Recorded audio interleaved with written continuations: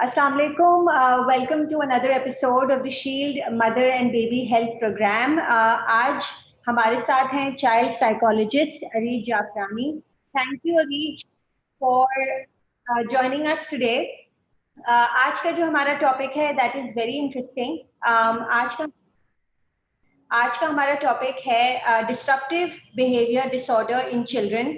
बच्चों में जो मिजाज का चिड़चिड़ापन होता है बहुत ही छोटी एज में, ये क्यों होता है और क्या वजूहात हैं. बाज़ औक़ात जो है पेरेंट्स बहुत ज़्यादा परेशान रहते हैं कि बिना किसी वजह से बच्चों में बहुत ज़्यादा चिड़चिड़ापन हो रहा है और वो उसको संभाल नहीं पाते हैं.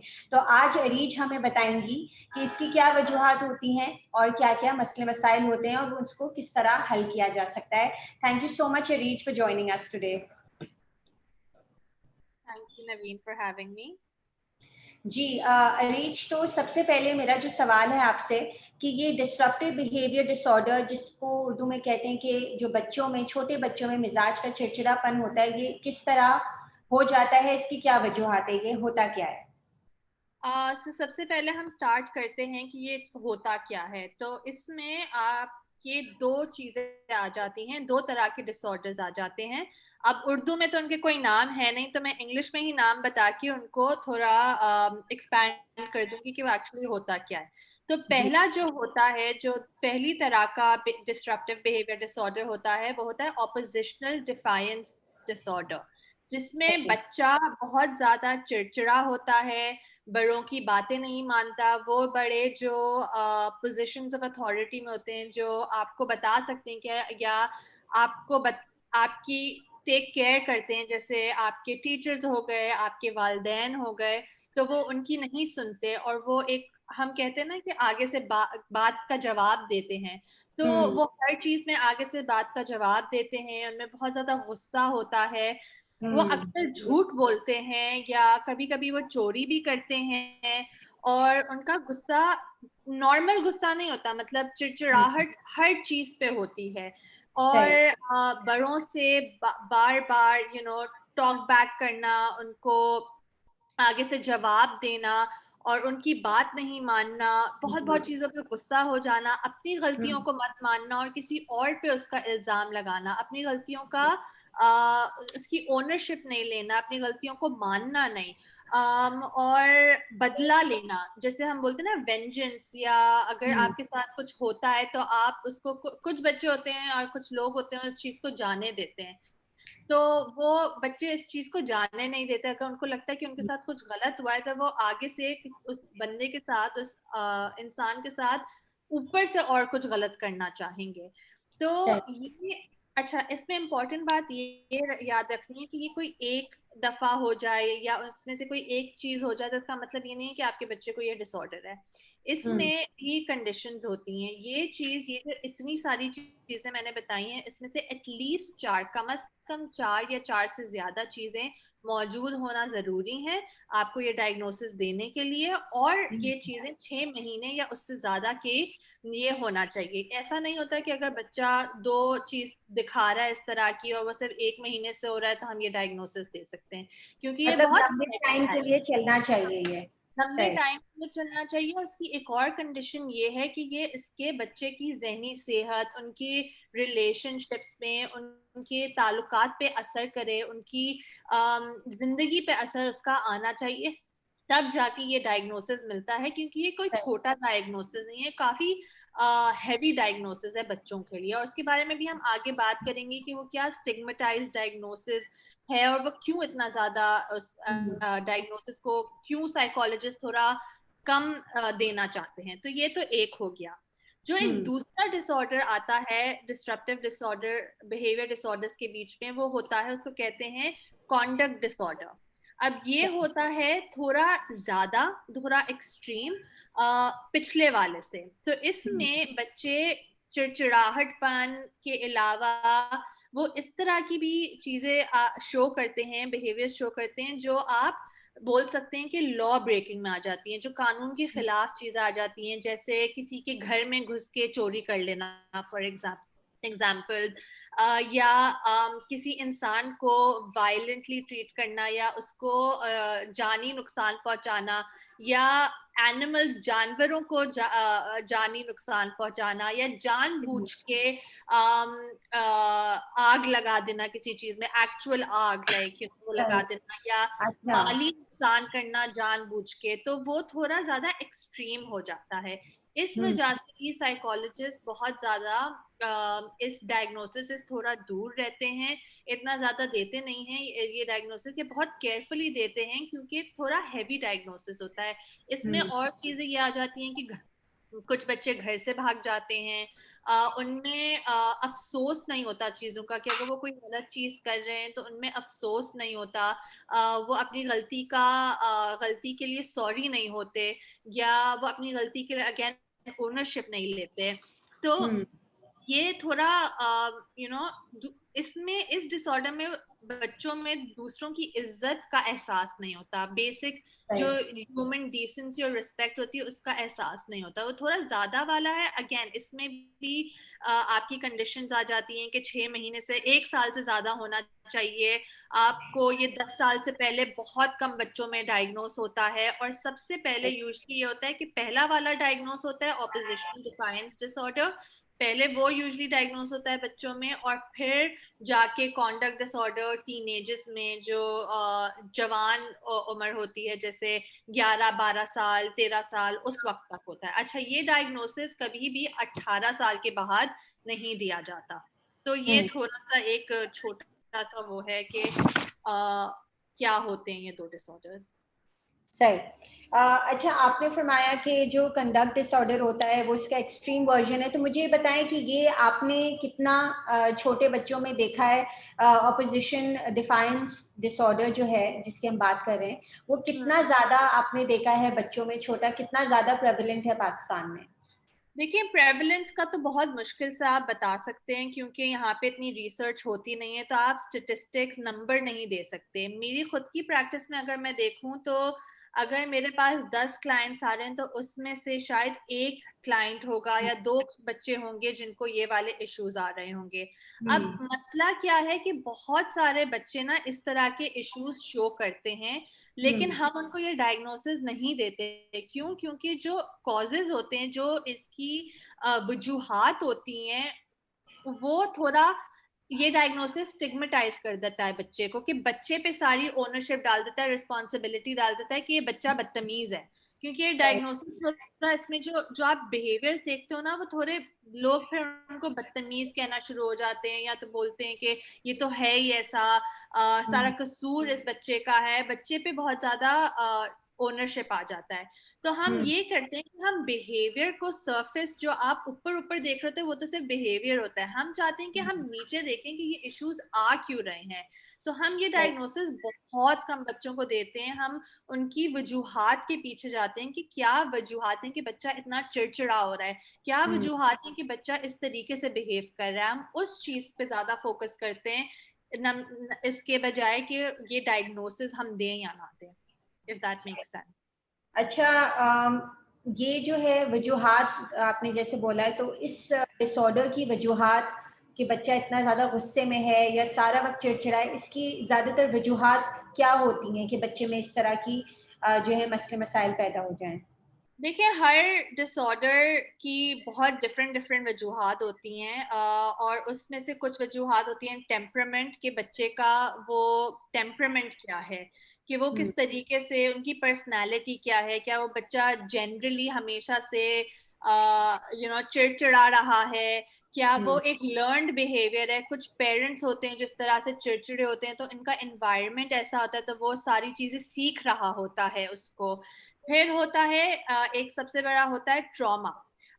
कोई बहुत ही नुकसानदेह या बहुत ही खौफनाक तरीके वाली जो आपके जिंदगी में पेश आते हैं वाकये, उस वजह से बहुत ज्यादा ये आप चीजें देखते हो, क्योंकि जब आप इस तरह के इशू से जाते हो, इस तरह के वाकये से गुजरते हो, तो आपका जो ब्रेन है, आपका जो जहन है, वो एक सर्वाइवल मोड में चला जाता है, वो आपको प्रोटेक्ट करना चाहता है, वो आपको बचाना चाहता है। तो अगर कोई बच्चा इस तरह से जो अब्यूजिव घरानों में, जो बहुत स्ट्रेसफुल घरानों में है, जहाँ पे बहुत लड़ाई झगड़े मार पीट इस तरह से हो रही है, तो वो बच्चों के लिए बहुत नुकसानदेह होता है। तो वो बच्चा अपने आप को प्रोटेक्ट करने के लिए, अपने आप को बचाने के लिए इस तरीके से चीजें शो करता है, क्योंकि वो ये जानता है कि अगर वो इस तरीके से शो करेगा तो वो अपने आप को प्रोटेक्ट कर सकेगा। तो ये वाले जो 2 डिसऑर्डर्स है ना, साइकोलॉजिस्ट डायग्नोस करने की बजाय बहुत ज्यादा ट्रॉमा की तरफ फोकस करते हैं, कि देखना चाहते हैं। और आप देखोगे कि बहुत सारे इस तरह के बच्चे होते हैं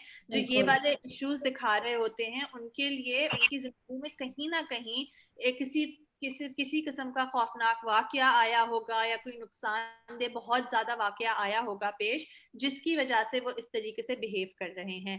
और एक लोग और ज्यादातर मेरे ख्याल से पेरेंट्स भी यही कहते हैं कि ये अटेंशन सीकिंग बिहेवियर ज्यादा है, वो इसके पीछे की वजह जानना नहीं चाहते हैं। आई थिंक जी, आपको पता होगा जी। हाँ, और ये जो हमारा जो टर्म है ना अटेंशन सीकिंग, हमें इस बिल्कुल। टर्म से बहुत दूर जाना चाहिए, क्योंकि बच्चा एग्जैक्टली। अटेंशन सीक वो थोड़ा एक स्टिग्मेटाइज्ड हो गया है।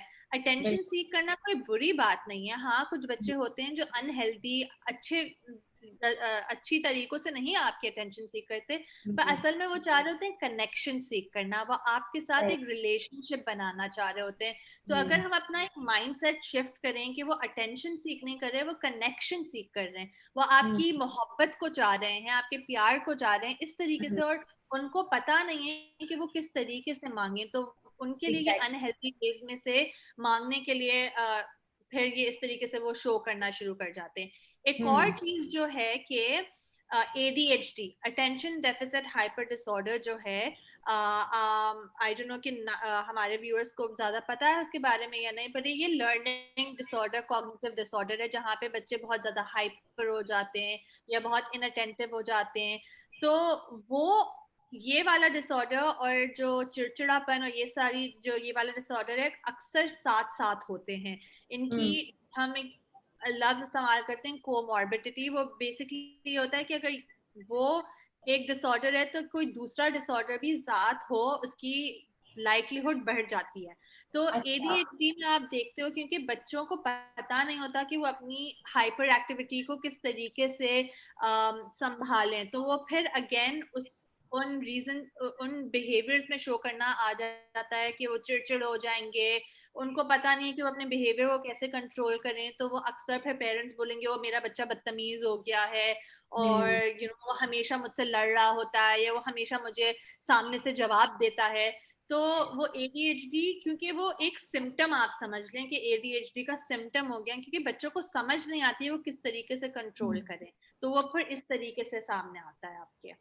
सही। अभी इससे पहले कि मैं एक और सवाल करूं, हमारे कुछ यूजर्स ने सवाल किया है, कमेंट्स छोड़े जो मैं आपसे पूछना चाहूंगी।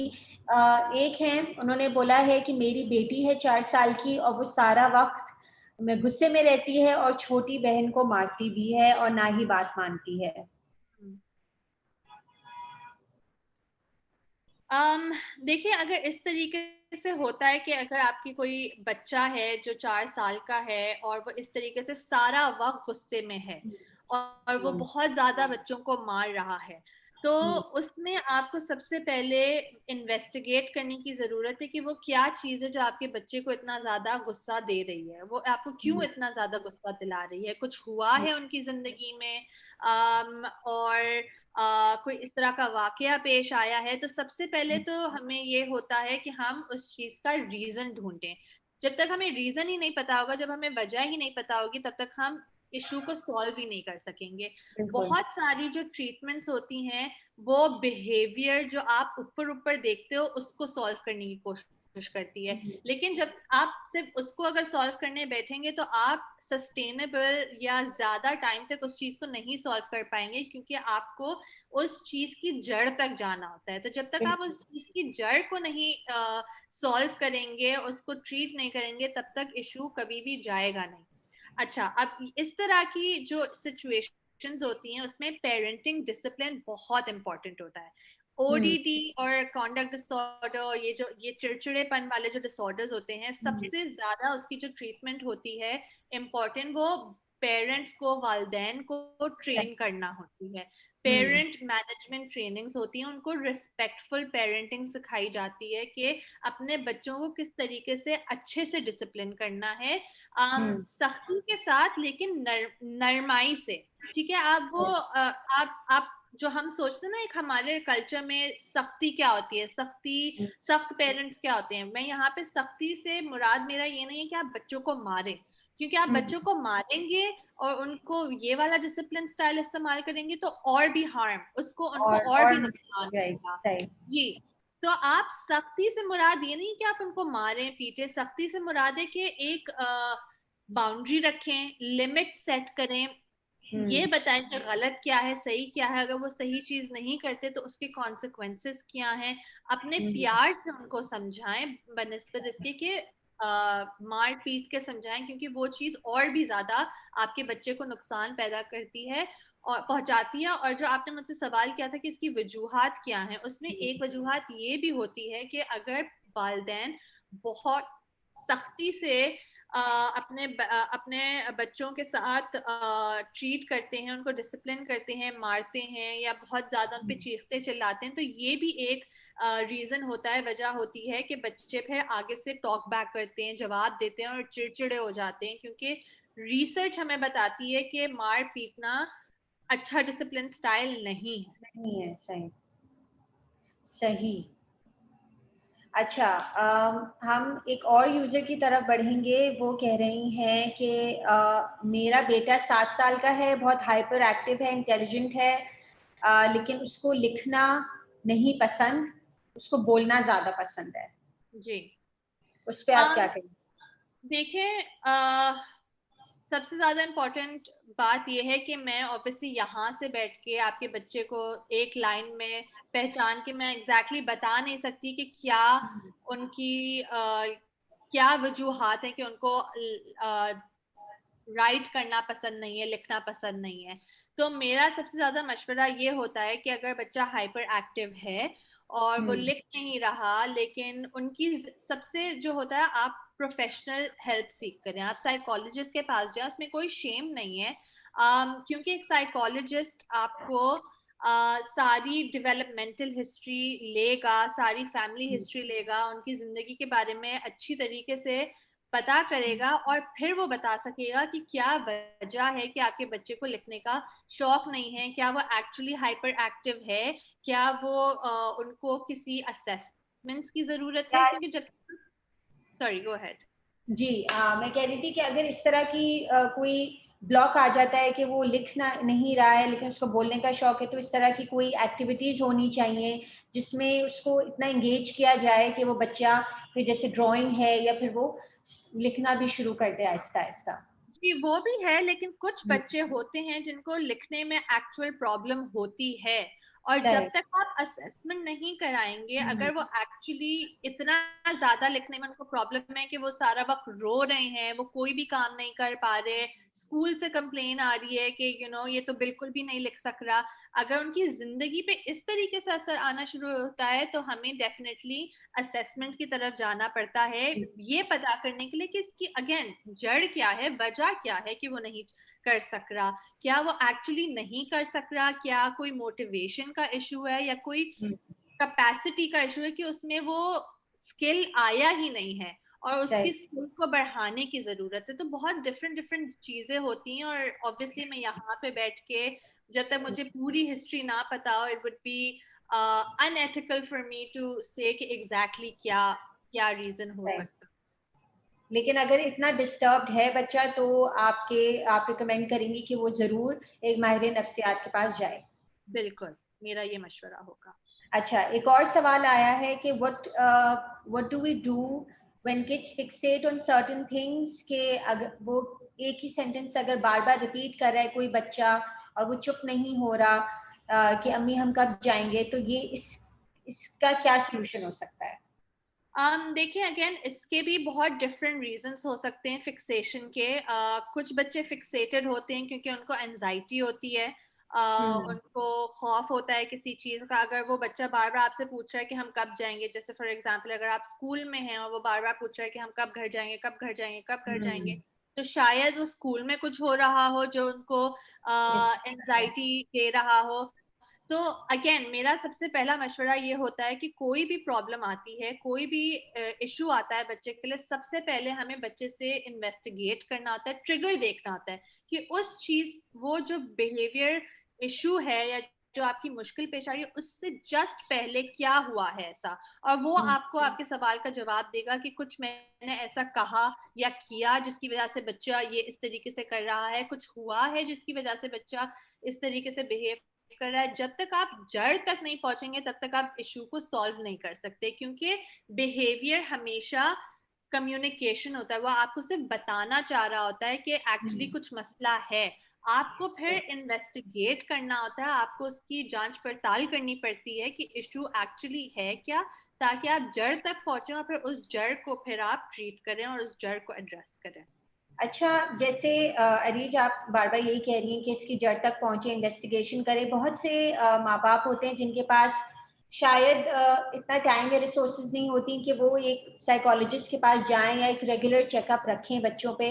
तो आप क्या सजेस्ट करेंगी कि उनका नेक्स्ट बेस्ट ऑप्शन क्या है कि वो इन्वेस्टिगेशन करके किस तरह अपने बच्चे की प्रॉब्लम की जड़ तक पहुंच सकते हैं? जी, देखिए, प्रॉब्लम की जड़ तक पहुंचने के लिए आपको जरूरी नहीं है, I mean it's better if you go to a psychologist, if you go to a mahir, and and you can ask them कि they will ask you certain questions, तभी आपको पता चलेगा। लेकिन अगर आपके पास इस तरह के रिसोर्सेज नहीं हैं तो आप अपने बच्चे से बात करें या अपने बच्चे को ऑब्जर्व करें, उनके बिहेवियर को ऑब्जर्व करें। अगर आपका बच्चा इतना बड़ा है तो आप उनसे क्यूरियोसिटी, उनसे पूछें, सवाल पूछें कि वो, उनको क्या लगता है कि क्या इशू है, रादर देन आप बस उनकी प्रॉब्लम सॉल्व करने में बैठ जाएं। सबसे पहले आप उनसे पूछें कि इशू क्या है, और अगर आपका बच्चा इतना बड़ा नहीं है कि वो खुद बता सके कि क्या हो रहा है, तो आप उसके बिहेवियर को ऑब्जर्व करें कि उससे पहले, बिहेवियर इशू आने से पहले वो क्या चीज हुई है। जैसे अगर मैं आपको एक बात बताऊं, अगर कोई बच्चा है जिसको स्कूल एंजाइटी है या टेस्ट एंजाइटी है, तो अक्सर वो क्या करेगा, जैसे ही टेस्ट होने वाला होगा वो पानी पीने चला जाएगा, या वो बाथरूम चला जाएगा, या पढ़ाई का टाइम होगा तो वो बाथरूम चला जाएगा, तो वो अवॉइड करेगा। तो अगर आप उस चीज को पैटर्न नोटिस करना शुरू करेंगे तो वो आपको बताएगा कि अच्छा, मेरा बच्चा जब ये स्पेसिफिक चीज होती है, इस स्पेसिफिक टाइम में मेरा बच्चा इस तरीके से बिहेव करता है, तो वो आपको क्यूज देगा। फिर जब सही। आपको चीज के बारे में पता चल जाए, फिर आप गूगल कर लें, बहुत सारी इस तरह की चीजें, आपको सॉल्यूशंस गूगल पे मिल जाते हैं। आप ब्लॉग्स देखें, आजकल तो इतने सारे इंस्टाग्राम पे ब्लॉगर्स हैं, साइकोलॉजिस्ट हैं जो फ्री में एडवाइस दे रहे होते हैं। Of course that is not the only solution, इस चीज पे आपको बिल्कुल रिलाई नहीं करना चाहिए। लेकिन अगर आपके पास लिमिटेड रिसोर्सेज हैं तो फिर internet is the best place for you to go out and get support.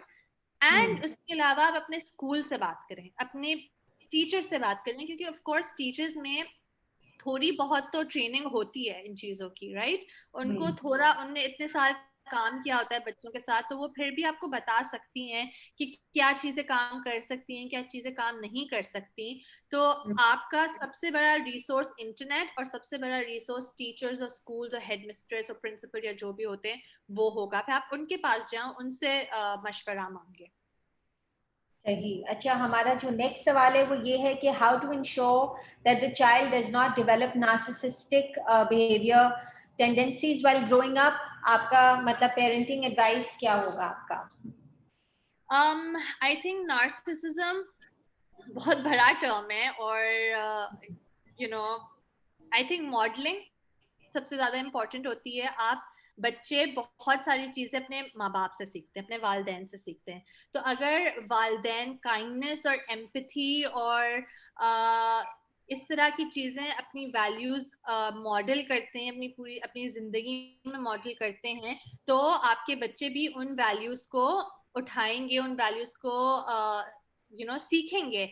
और दूसरों पे फोकस करना, अब जैसे अगर आप अपने आप पे बहुत ज्यादा फोकस करते रहेंगे या अपने बारे में सारा वक्त बात करेंगे और अपने बच्चों पे फोकस नहीं करेंगे, तो ऑफ कोर्स आपके बच्चे भी वही चीज सीखेंगे। यूजुअली बच्चे नहीं सीखते नार्सिसिज्म बहुत, मतलब मैं 4-5 साल से काम कर रही हूँ इस फील्ड में, बहुत कम इस तरह के बच्चे होते हैं जो नार्सिसिस्टिक होते हैं। और वो बहुत बड़ा टर्म है, लेकिन I think the most important thing is empathy, kindness, focus on other people, focus on how other people are feeling, um, how their behavior impacts other people is really important. सही। अच्छा, आपने जैसे बोला कि सख्ती जो है, सख्ती से बहुत ज़्यादा जो पेरेंटिंग स्टाइल यहाँ पर यूज होता है यूजुअली, वो सही नहीं है अकॉर्डिंग टू एनी स्टैंडर्ड। लेकिन बहुत से माँ बाप ऐसे होते हैं जो बहुत ही ज़्यादा लाड प्यार में भी रखते हैं बच्चे को, जिससे भी बच्चा बिगड़ जाता है और जिससे जो है और दूसरे मसाइल भी हो जाते हैं। तो आपको क्या लगता है कि जो बहुत लीनियंसी से चलते हैं माँ बाप, क्या उनके बच्चों में इस तरह के मसले मसाइल पैदा होने के ज्यादा चांसेस हैं, या क्या ये सही तरीका नहीं है? देखिए, हर चीज में बैलेंस होना चाहिए। अगर आप बहुत ज्यादा नर्म हो, और देखिए लाड प्यार और हेल्दी बाउंड्रीज नहीं रखने में बहुत फर्क होता है। आप अपने बच्चों को लाड प्यार देते हैं और देना चाहिए, और बहुत ज्यादा लाड प्यार दें, और ये कभी भी आपके बच्चे पे बुरा असर नहीं करेगा।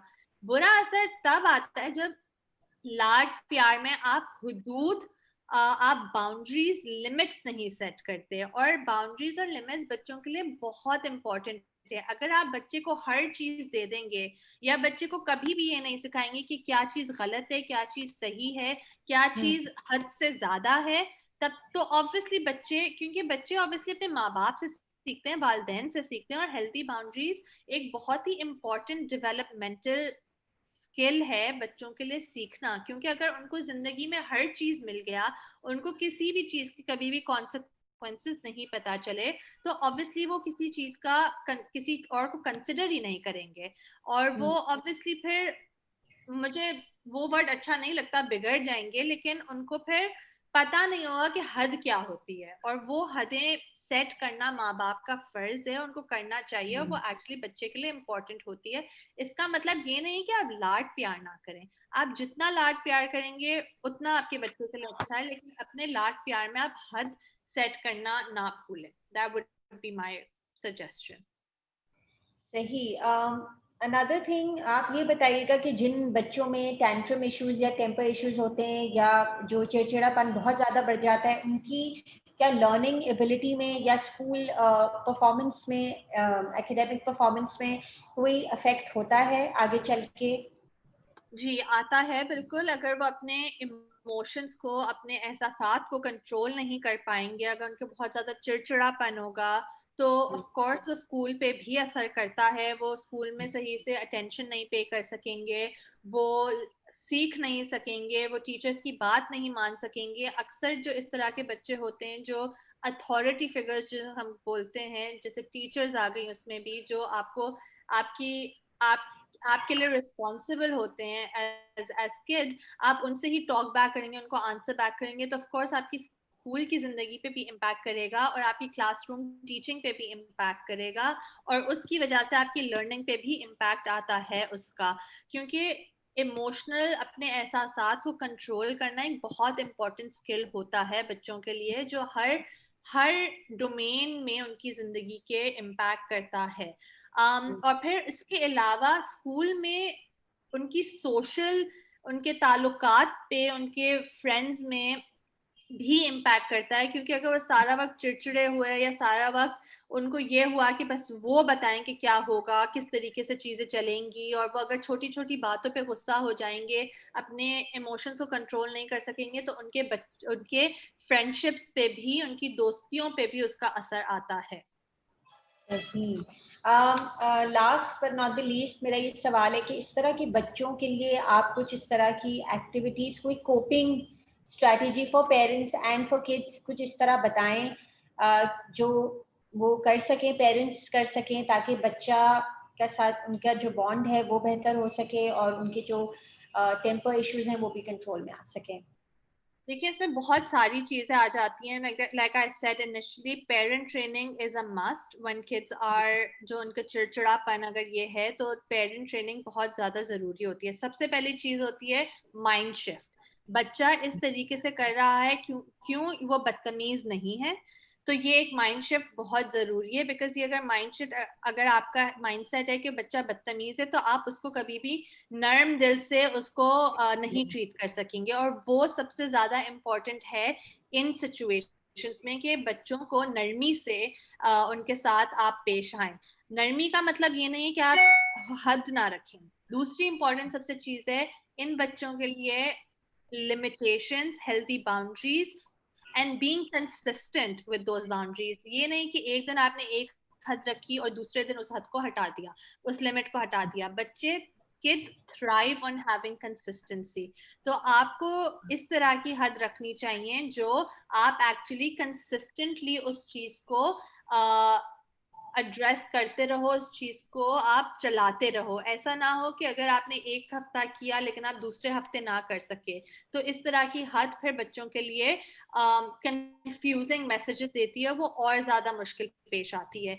फिर आप अपने बच्चों को अपने एहसासात को समझने की आप उनको वो दें, टूल्स दें कि वो अपने एहसासात को किस तरीके से आइडेंटिफाई करें कि वो क्या इमोशंस फील कर रहे हैं, और फिर उन इमोशंस का इम्पैक्ट आपकी बॉडी पे किस तरीके से आता है, और फिर उस चीज को किस तरीके से आप कंट्रोल कर सकते हो। जैसे अगर आपको बहुत गुस्सा आ रहा है तो आप बच्चों को पहले से ब्रीदिंग एक्सरसाइजेस सिखाएं, ताकि जब वो गुस्सा हो रहे हो तो वो ब्रीदिंग एक्सरसाइज उस वक्त यूज कर सके। एक बहुत गलत चीज पेरेंट्स ये करते हैं कि आप उनको स्किल उस वक्त सिखाना शुरू करते हैं जब वो ऑलरेडी गुस्से में होते हैं। ऑफ कोर्स उस वक्त बच्चा जब ऑलरेडी गुस्से में है तो वो कोई नई चीज नहीं सीखेगा, तो वो आपको पहले से चीजें सिखानी होती हैं ताकि जब उनको गुस्सा आ रहा हो तो वो उस चीज को इम्प्लीमेंट कर सके, इस्तेमाल कर सके। तो ये थोड़ी कुछ स्ट्रैटेजीज हैं जो आप इस्तेमाल कर सकते हैं बच्चों के साथ। सही। Thank you so much Areej for coming in today. बहुत ही अच्छा सेशन था एंड आई बिलीव कि बहुत इंपॉर्टेंट टॉपिक था जो कि सारे माँ बाप के लिए आई एम श्योर बहुत हेल्पफुल रहा होगा। Thank you so much for joining us today. फिर दोबारा हम एक एपिसोड पे जरूर मिलेंगे। Thank you so much. Allah Hafiz. Hafiz.